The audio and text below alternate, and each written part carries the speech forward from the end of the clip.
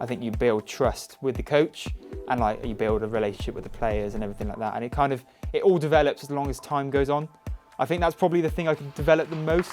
Toby is really proactive in anything he does, so he's always looking to help out where he can and sort of integrates himself as much as he can on a weekly basis. I'm Toby Ellis. I'm the lead performance analyst at Hartpury University FC. I do this whilst being on a studentship, so I'm studying for my master's degree as well. I do everything analysis for Hartpury University FC.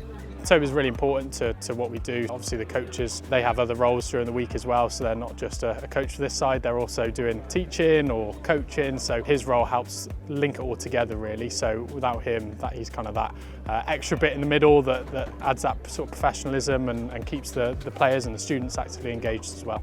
I've brought in and made a few changes, done a few things that I like to do, so I've just made an increased data visualization. I've created a highlights package, which is now probably the main thing that players watch because I found that there was a lack of engagement through analysis, so that was kind of probably the thing I'm most proud of, bringing that in and kind of getting the most out of analysis I can for some people. This is an example of what the data visualization might look like. So I code it and then it's scripted to create like an output and numerical output. And then it's really easy to comprehend for coaches. This is actually the Brimscombe and Fup stats at the end. This is like the combined of the whole game. So it's really good for them just to kind of understand and really easily take something away from that data. I think my favourite part is the live coding. I get really, really excited at live coding and capturing all the content.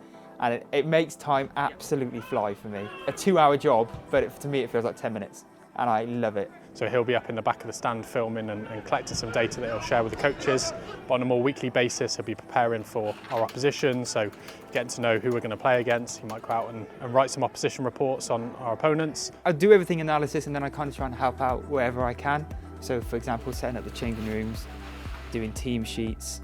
So I'll take the team sheets down and get their team sheet and then I'll type it up. This is for me and the coaches to understand what we're up against, but then also I hand them around to the spectators. And this is kind of good for them because if they're ground hoppers, they look at who's playing, what's going on and everything like that. So yeah, it's kind of like a 2-win system. Our teams train during the week at sort of 7 AM and he's in for that, supporting with setting the kit up and recording those sessions as well. So yeah, he's hands on deck for everything. Constantly asking questions and sort of going above and beyond really for his role. I think the prospect of going to Wembley just kind of excites everybody. I think everybody, no matter what level you're at, you want to go to Wembley and play football at Wembley. So I think that is kind of a real motivator, not just for the players, but for the staff as well. I think everyone's put as much into the Vars as they possibly can, so it's a really good opportunity for everyone.